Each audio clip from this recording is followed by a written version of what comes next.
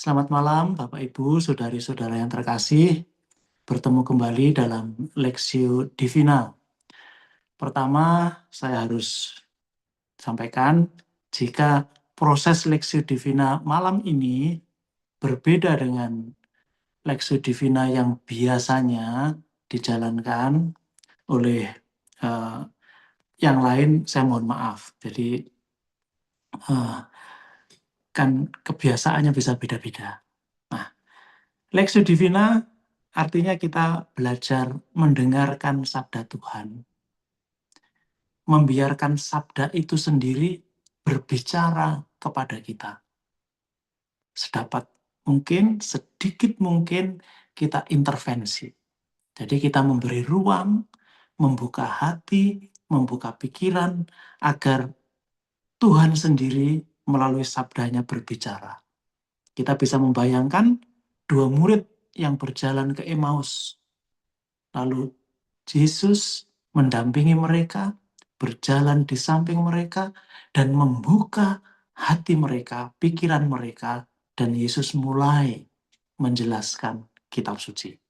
Nah, kita juga berharap bahwa hati kita, pikiran kita terbuka, dan sabda itu berbicara kepada kita. Maka, pertama, itu Lexio. Kita akan mendengarkan. Jadi, ada 3 kali kita akan mendengarkan sabda ini. Pertama, saya akan membaca seluruh teks. Jadi, karena saya tidak memiliki kitab suci yang buku itu, saya ambil dari online. Kalau ada sedikit mungkin yang berbeda, saya mohon maaf. Jadi, saya akan baca keseluruhan, lalu kita hening sejenak, membiarkan sabda itu masuk. Lalu, saya dengan Romo Jaya akan bergantian membaca tiap ayat. Jadi saya ayat ganjil, Romo Jaya ayat genap. Lalu hening lagi. Lalu terakhir, mendengarkan yang ketiga, saya akan membaca sekali lagi keseluruhan teksnya. Nah, itu proses mendengarkan sabda Tuhan. Lalu baru masuk ke meditasi, kemudian doa, dan kontemplasi. Mari kita siapkan hati, kita mendengarkan sabda Tuhan. Bacaan dari Injil Matius bab 22 ayat 15 sampai dengan 21. Kemudian pergilah orang-orang Farisi. Mereka berunding bagaimana mereka dapat menjerat Yesus dengan suatu pertanyaan. Mereka menyuruh murid-murid mereka bersama-sama orang-orang Herodian bertanya kepadanya, "Guru, kami tahu engkau adalah seorang yang jujur dan dengan jujur mengajar jalan Allah, dan engkau tidak takut kepada siapapun juga, sebab engkau tidak mencari muka. Katakanlah kepada kami pendapatmu, apakah diperbolehkan membayar pajak kepada kaisar atau tidak?" Tetapi Yesus mengetahui kejahatan hati mereka itu, lalu berkata, "Mengapa kamu mencobai aku, hai orang-orang munafik? Tunjukkanlah kepadaku mata uang untuk pajak itu."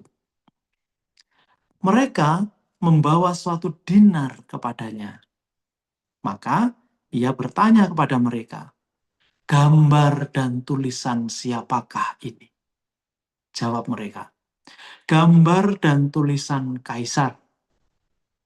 Lalu kata Yesus kepada mereka, "Berikanlah kepada Kaisar apa yang wajib kamu berikan kepada Kaisar, dan kepada Allah apa yang wajib kamu berikan kepada Allah."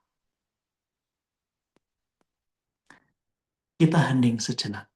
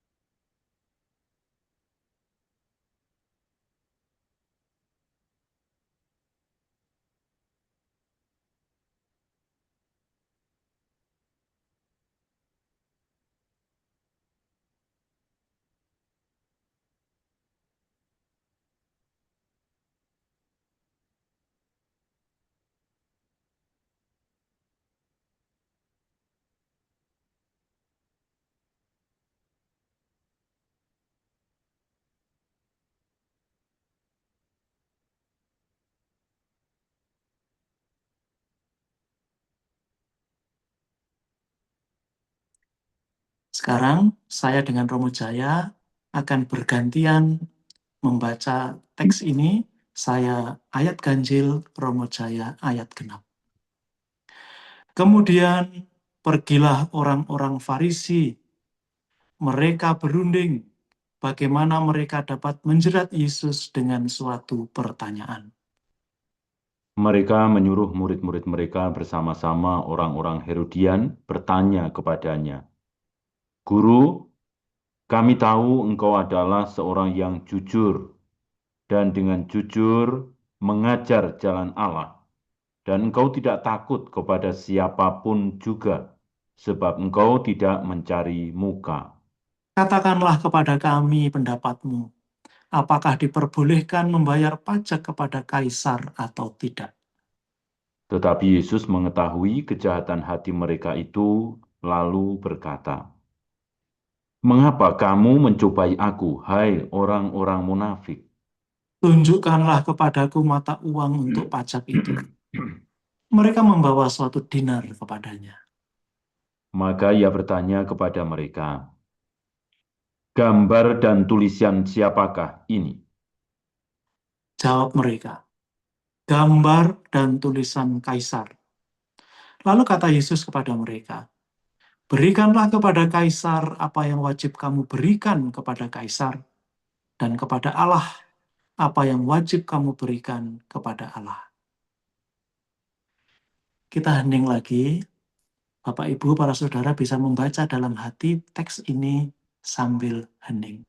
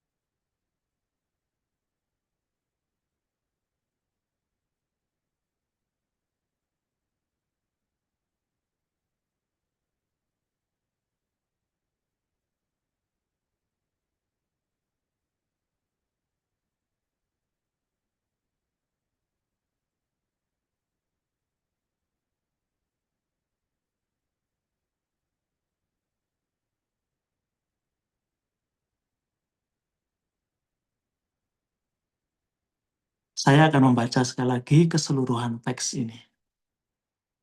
Kemudian pergilah orang-orang Farisi. Mereka berunding bagaimana mereka dapat menjerat Yesus dengan suatu pertanyaan. Mereka menyuruh murid-murid mereka bersama-sama orang-orang Herodian bertanya kepadanya, "Guru, kami tahu engkau adalah seorang yang jujur dan dengan jujur mengajar jalan Allah, dan engkau tidak takut kepada siapapun juga, sebab engkau tidak mencari muka. Katakanlah kepada kami pendapatmu. Apakah diperbolehkan membayar pajak kepada kaisar atau tidak?" Tetapi Yesus mengetahui kejahatan hati mereka itu, lalu berkata, "Mengapa kamu mencobai aku, hai orang-orang munafik? Tunjukkanlah kepadaku mata uang untuk pajak itu." Mereka membawa suatu dinar kepadanya. Maka ia bertanya kepada mereka, "Gambar dan tulisan siapakah ini?" Jawab mereka, "Gambar dan tulisan kaisar." Lalu kata Yesus kepada mereka, "Berikanlah kepada kaisar apa yang wajib kamu berikan kepada kaisar, dan kepada Allah apa yang wajib kamu berikan kepada Allah." Demikianlah Injil Tuhan. Terpujilah Kristus. Bapak Ibu, sekali lagi mari kita hening sejenak sebelum kita melanjutkan kepada proses meditasi.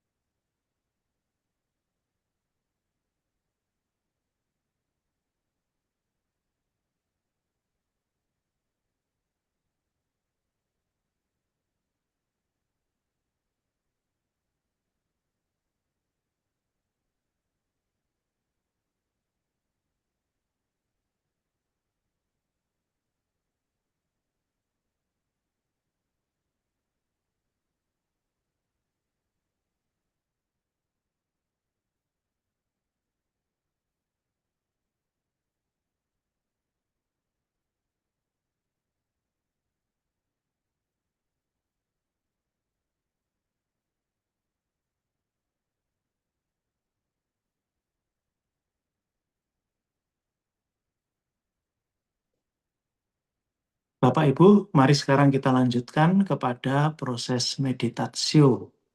Meditasi, kita mengunyah sabda ini.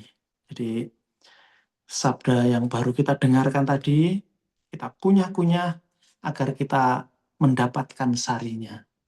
Membiarkan sabda itu kemudian masuk ke dalam hidup kita. Pertama, teks ini bisa kita bagi dua bagian. Saya tidak bisa share teks karena saya tidak punya persiapannya. Nah, ini sudah dibagi. Jadi ayat 15 sampai 17 itu bagian pertama. Itu soal perdebatan tentang pajak. Lalu ayat 18 sampai 21 itu jawaban Yesus. Kita bisa melihat bagian pertama, orang Farisi dan orang Herodian. Jadi, ini dua kelompok yang biasanya bermusuhan. Orang Herodian itu dari namanya kita tahu, orang-orang pendukung Raja Herodes. Kalau dia pendukung Raja Herodes, artinya apa? Dia pendukung Kaisar. Dia pendukung pendudukan di Roma, pendudukan Roma atas Israel. Karena Herodes itu bisa menjadi raja karena Kaisar. Jadi kayak bonekanya begitu. Orang Farisi, kita tahu, itu kelompok religius. Mereka tidak akur sebenarnya. Tapi karena mereka punya tujuan yang sama, mereka ingin menjebak Yesus dengan pertanyaan tentang pajak kepada Kaisar. Pertama, mereka mendekati Yesus dengan sebuah pujian yang manis. Guru, kami tahu engkau adalah orang yang jujur. Sebuah pujian yang manis. Tetapi kita tahu itu adalah jebakan. Pertanyaan mereka, apakah diperbolehkan membayar pajak kepada Kaisar atau tidak? Ini sebuah jebakan. Yesus menjawab apapun itu salah. Jadi mereka udah tahu. Jadi kalau mereka menjawab tidak boleh, orang Herodian akan berkata, kamu menentang Kaisar, kamu memberontak. Kalau boleh, orang Farisi mengatakan, kamu tidak mencintai rakyat sebagai orang-orang Yahudi, orang-orang Israel. Jadi, jebakan. Nah, Yesus menyadari niat jahat ini. Jadi ayat 18. Yesus mengetahui kejahatan hati mereka. Dan menyebut mereka munafik. Maka ia meminta mereka untuk menunjukkan mata uang yang dipakai untuk membayar pajak. Setelah mereka menyerahkan uang itu, Yesus bertanya, gambar dan tulisan siapa? Gambar dan tulisan Kaisar. Lalu Yesus memberi jawaban yang begitu terkenal. Berikanlah kepada Kaisar apa yang wajib kamu berikan kepada Kaisar, dan kepada Allah apa yang wajib kamu berikan kepada Allah. Nah, ini situasinya. Jawaban Yesus ini, pertanyaan dan jawaban ini, Bapak Ibu, harus kita pahami dengan benar. Kalau tidak, kita nanti salah arah.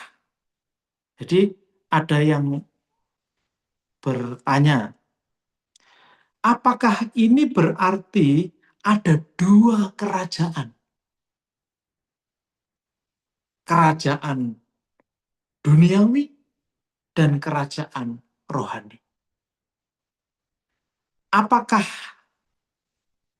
membayar pajak kepada penguasa itu berarti kita memberikan sesuatu kepada penguasa kerajaan dunia dan kepada Allah kerajaan surga, atau bagaimana?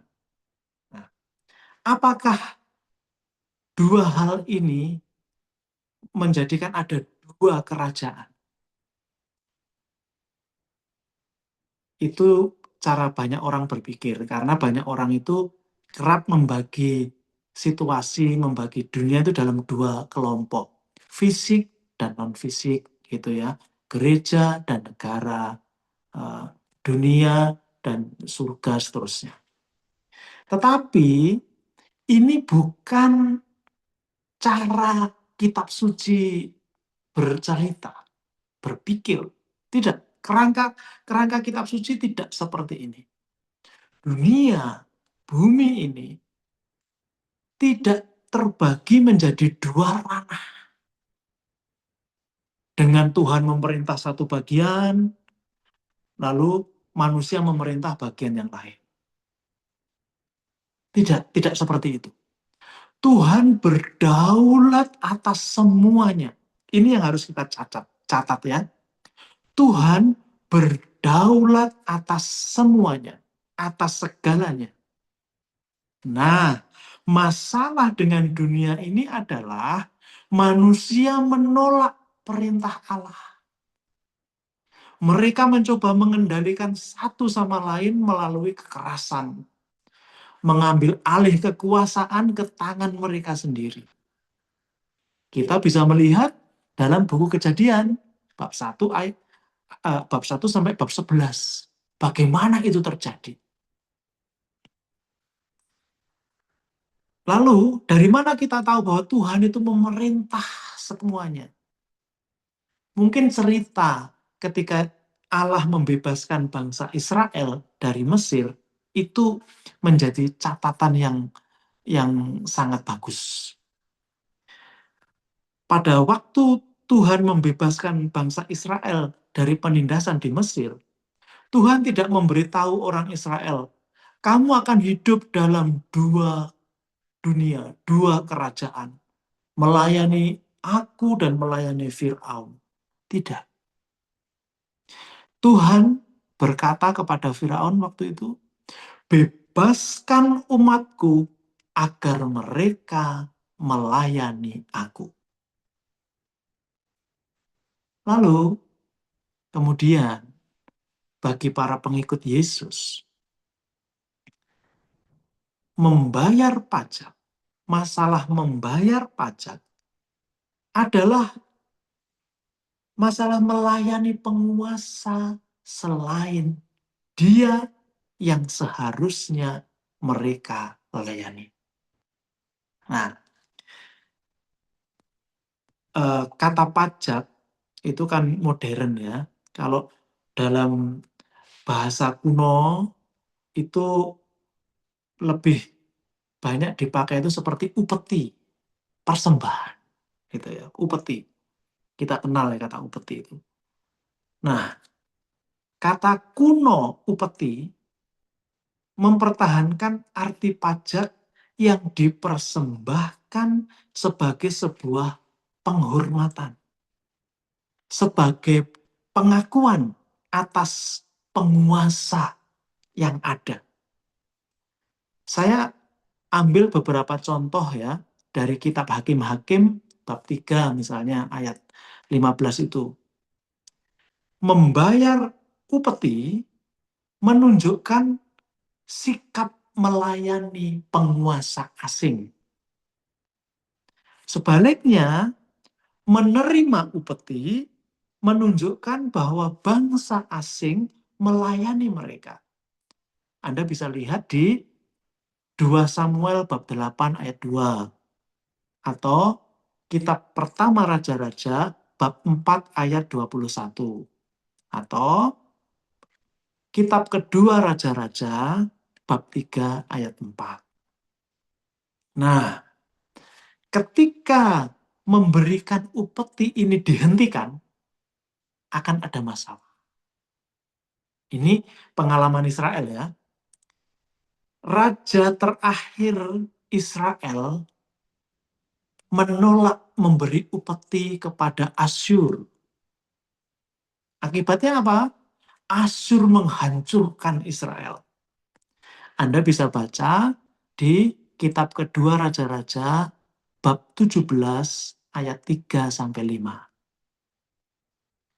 Ini juga terjadi raja terakhir Yehuda. Mereka pernah melayani Babilonia. Tetapi kemudian pada zaman Nebukadnezar, mereka melawan dan memberontak. Dengan cara menghentikan pembayaran upeti. Akibatnya apa? Mereka dibuang. Kalau tadi Asyur menghancurkan, ini Babilonia membuang mereka. Anda bisa melihat di kitab kedua Raja-Raja, bab 24 ayat 1. Kita juga bisa melihat di kitab Ester, kitab Esra, tentang orang-orang buangan, tentang bagaimana orang memperlakukan upeti di seluruh daerahnya, dan seterusnya. Nah, kita fokus sekarang. Kata Ibrani upeti ini, yang kita diterjemahkan sebagai upeti itu adalah minha. Tidak tahu pengucapannya benar atau salah ya, minha. Tidak hanya digunakan untuk memberikan pengakuan kepada seorang kaisar. Kata ini paling sering digunakan untuk mengakui otoritas Allah. Otoritas Allah sebagai penguasa umatnya. Nah, upeti yang dipersembahkan kepada penguasa surgawi itu dapat berupa persembahan sajian. Kita bisa lihat dalam kitab Imamat dan Bilangan. Musa sudah mengajarkan apa-apa saja yang harus dipersembahkan. Nah, juga bisa menjadi persembahan harian setiap pagi dan sore.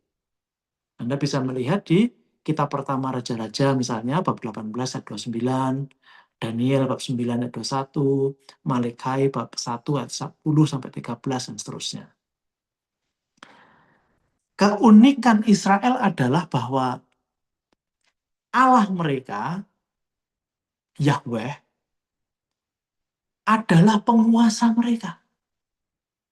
Hal ini menjadikan mereka adalah kerajaan Allah. Contoh dunia yang kembali kepada kekuasaan Allah ketika orang kembali kepada Allah. Pada akhirnya, menurut Yesaya, semua bangsa akan membawa persembahan dan bersujud kepadanya. Yesaya bab 66 ayat 18. Lalu ketika orang tidak melayani Allah, tidak memberikan upeti tadi sebagai sebuah persembahan, akan ada bencana. Menurut Nehemia, kalau kita menghentikan memberikan upeti tadi, persembahan kepada Allah, dia akan menyerahkan mereka kepada penguasa yang mereka inginkan. Saya kutip di sini ya, misalnya. Nehemia bab 9 ayat 36 sampai 37. Tetapi lihatlah, kami adalah budak hari ini. Budak di tanah yang kau berikan kepada nenek moyang kami, sehingga kami dapat memakan buahnya dan hal-hal baik lainnya yang dihasilkannya. Karena dosa-dosa kami, panennya yang melimpah jatuh ke tangan raja-raja yang telah kau tempatkan atas kami. Mereka memerintah atas tubuh kami dan ternak kami sesuka mereka. Kami berada dalam kesusahan yang besar. Jadi, mereka berada dalam kesusahan karena mereka menghentikan memberikan upeti, memberikan persembahan kepada penguasa mereka yang adalah Allah mereka, Yahweh. Lalu, 4 abad kemudian setelah zaman Nehemia, Yesus lahir. Mereka ada dalam penindasan asing, yaitu bangsa Roma. Mereka dalam posisi menunggu. Menunggu siapa? Menunggu putra Daud membebaskan mereka. Mesias. Anda bisa lihat Matius bab 1. Ada orang yang mencoba pada masa Yesus ketika Yesus masih kecil ya. Seorang Galilea yang terkenal bernama Yudas memimpin pemberontakan melawan pembayaran upeti kepada Roma. Stop membayar upeti. Akhirnya dia mati dibunuh. Kita bisa melihat itu di Kisah Para Rasul bab 5 ayat 37. Nah, maka pertanyaan orang Farisi mengenai membayar pajak ini adalah jebakan yang sudah lama ada. Jika Yesus berkata, ya, orang banyak akan tahu bahwa ia tidak akan menyelamatkan mereka dan memulihkan dinasti Daud. Jika ia berkata tidak, orang-orang Herodian akan memiliki alasan untuk menangkapnya atas tuduhan pemberontakan. Namun, jawaban Yesus tidak mendukung keduanya. Seolah-olah mereka harus melayani Tuhan dan diperbudak oleh kaisar. Ia meminta mereka menunjukkan kepadanya uang yang mereka pakai untuk membayar pajak. Yesus bertanya, gambar dan tulisan siapa? Orang Herodian mungkin senang waktu ketika mendengar jawaban itu Yesus. Wah, Yesus boleh nih, Yesus akan mendukung untuk membayar pajak ini. Tetapi bagi orang Farisi, hal itu memalukan. Karena perintah yang mereka terima adalah memberikan kesetiaan utama hanya kepada Allah. Berbaktilah kepadaku saja. Dalam 10 perintah Allah yang pertama. Bahkan tidak boleh memberi penghormatan kepada patung misalnya. Apapun. Bahkan perintah kedua disertai peringatan yang sangat keras. Nah, Kitab Keluaran bab 20 ayat 3-5. Bapak Ibu, kita tidak tahu, tidak dapat memastikan dengan pasti koin apa, uang apa yang mereka tunjukkan kepada Yesus. Tetapi tulisan pada uang waktu itu, dinar Tiberius, berbunyi begini. Kaisar Tiberius, putra dewa Agustus. Ti Caesar divi Augustus. Caesar dapat mengklaim gelar putra dewa. Karena ayahnya telah didewakan oleh Senat Romawi setelah dia wafat. Jadi dia putra dewa. Maka jika mereka mencoba menyembunyikan gambar dan tulisan ini dengan membalik koin, sisi sebaliknya menyatakan kaisar sebagai imam besar mereka. Pontif Maxim. Nah, ketika orang-orang itu masih bingung, mencoba mencerna apa yang disampaikan Yesus tadi, Yesus menjelaskan dengan tegas.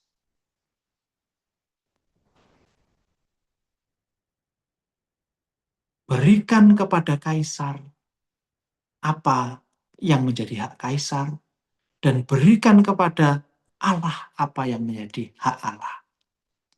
Mengembalikan mata uang kaisar kepada kaisar hanyalah langkah awal dari apa yang benar-benar penting, yaitu memberikan kepada penguasa sejati mereka, Allah, Tuhan langit dan bumi.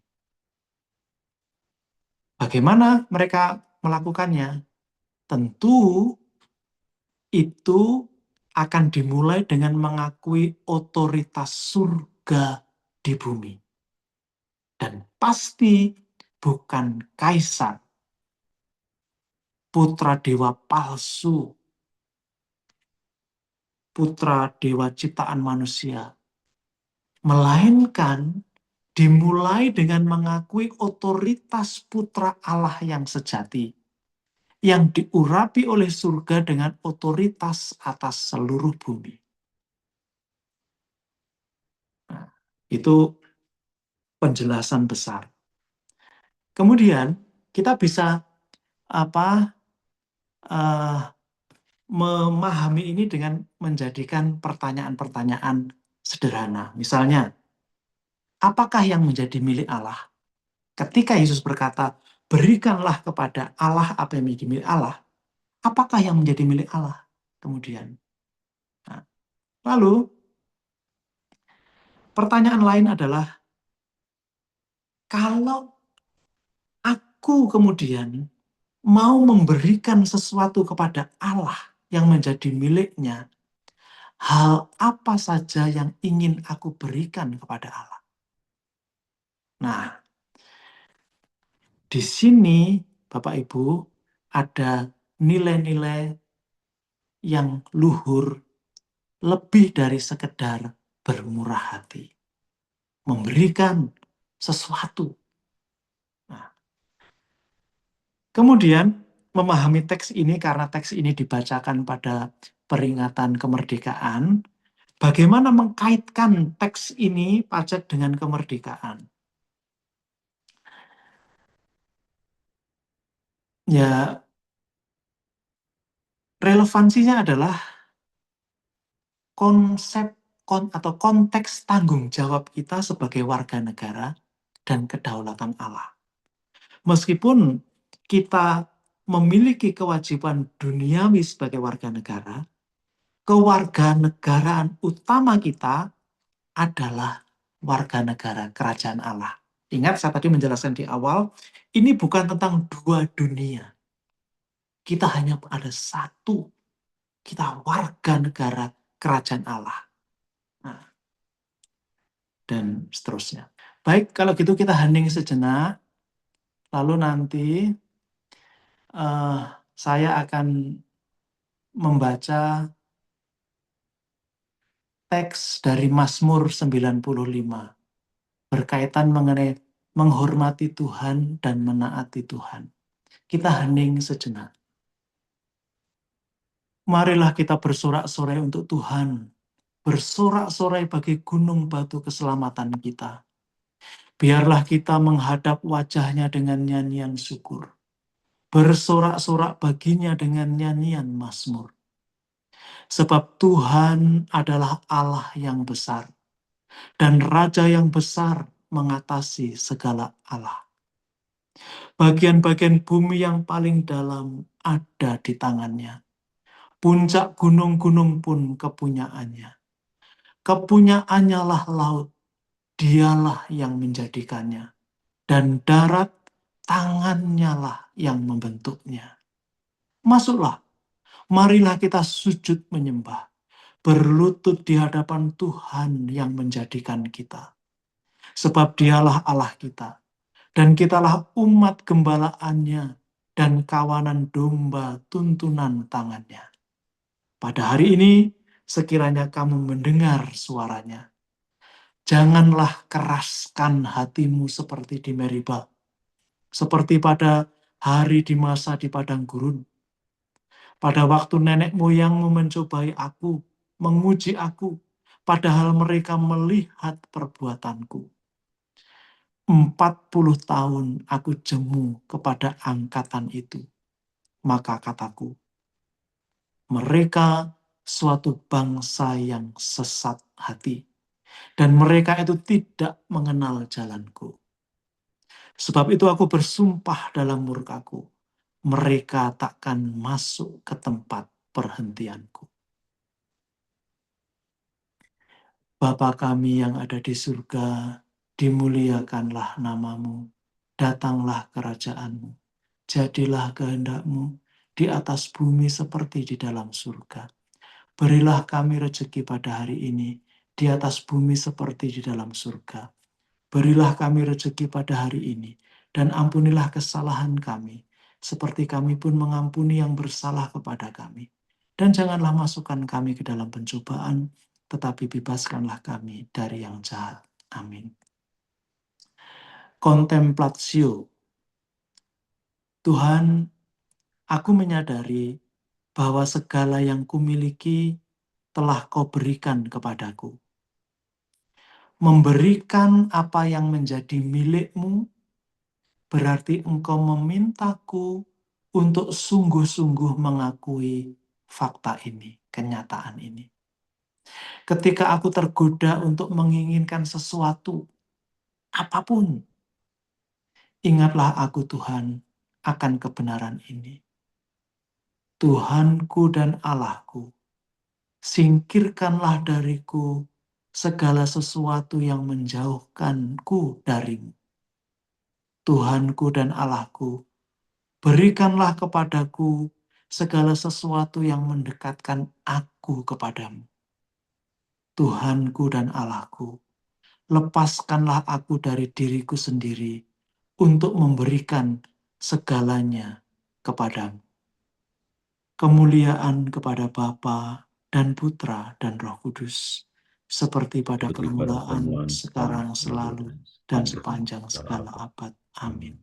Tuhan sertamu Dan sertamu juga. Semoga Bapak, Ibu, Saudara-saudara sekalian senantiasa diberkati Allah yang Maha Kuasa, Bapa dan Putra dan Roh Kudus. Amin. Amin. Terima kasih.